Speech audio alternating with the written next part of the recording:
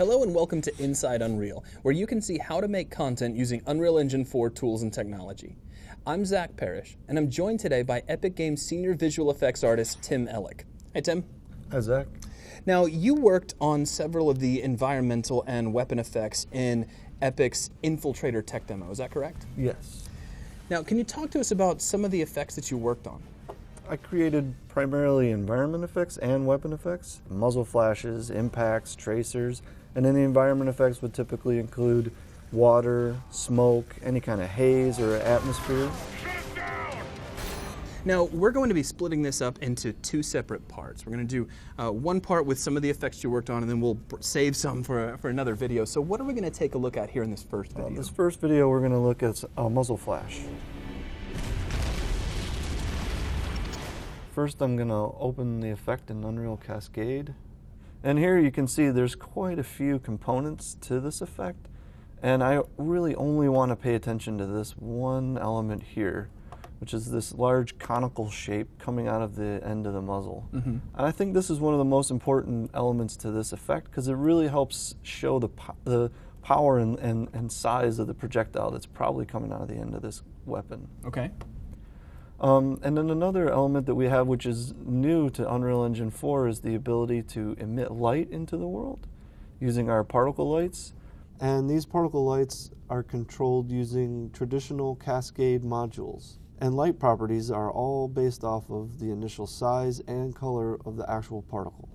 Very nice. Now, are there any other elements to this muzzle flare that really start to make it pop, that really kind of bring it to life? Sure. Another thing that I really think is important to this effect is the distortion that we're using in the world. This is using the refraction in our material, which is a new feature in Unreal Engine 4. We had distortion in Unreal 3, but in Unreal 4 we have refraction now. And I really feel like this helps connect the effect to the world and just sort of pushes the pixels around and really gives you the sense that it's part of the environment. And so here, if I just re-enable all the different elements, you can see the muzzle flash has some venting coming out of the sides, and there's several different components that really help show you that this is also an automatic weapon. Yeah, that just looks like it should be loud and powerful and should be able to stop a raging elephant. Now, I also noticed that we've got some shell casings flying out of the side of the gun. Yes, the shell casings are, again, they're being emitted through the effect, which is great because now I can control those all in one location. So you're saying that the muzzle flash and the shell casing coming out are all part of the exact same effect? Yes, the shell casings are in local space, so they inherit the transforms of the weapon, and then I just offset their position so that they eject from the right location on the side of the gun. And if I fly up over here, you can see our giant robot here. And he's just pouring shells out into the environment. He burned through the ammo. Yeah, and using a CPU system, I can track the position of these shells and then emit smoke from each shell as it's falling through the world. I see this guy's also got tracer fire as well. Yes. Now, is that part of his muzzle flash effect, or is that separate? The tracer is bundled with the muzzle flash. It helps us show the direction without having to add another component and then track two items in Matinee. It can just fire off one effect.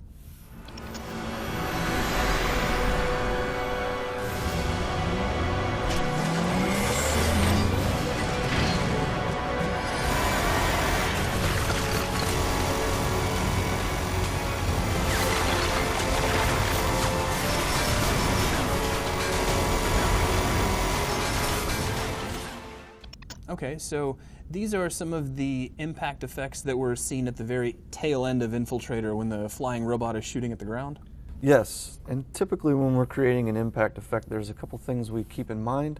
We think about the size of the projectile and also think about the surface that the projectile's impacting. So here we have concrete, so the first thing I did was create some meshes that came from this concrete on the ground, and they have the same material, so they have the same visual qualities. And I'll emit that concrete with Cascade. And because the concrete has a lit material on it, it's accepting the lighting from the world as well as the lighting coming from the particle system. So I notice you're also kicking up a lot of, I guess it would be more dust than it is smoke as the concrete gets pulverized. Now, is that actually being lit in the world? Yes, all the dust is being lit by the lights in the world. And so you can see here I added a purple light to the side of this effect so that you could get the effect of the lighting on the smoke or the dust. You know, it's funny, you had to move the camera over before I noticed. It looks like there's also a lot of like gravel being kicked up. Yeah, all these little tiny chunks are translucent particles using a translucent material. So they'll get illuminated and lit just like the meshes do, and they'll actually collide and bounce along the ground based on the surface normal and the depth buffer. So those are just little sprites. Those aren't really tiny meshes? Yes, they're just all small sprites along with the sparks, and they're all using our GPU particle system as well as the new depth buffer collision. In the Vista shots of Infiltrator, you'll notice there's a lot of traffic and robots moving around. In this case, I'm just emitting the robot mesh that the modelers created, and I'm attaching lens flares and particle lights to the robot so that as they move through the world, they're actually illuminating all the geometry. And you can see more of them back here in the background. We use those extensively in the Vista shots to just add an extra detail to the world. That is too cool. Well, thank you very much for your time, and thank you all for joining us, and we will see you all on the next Inside Unreal.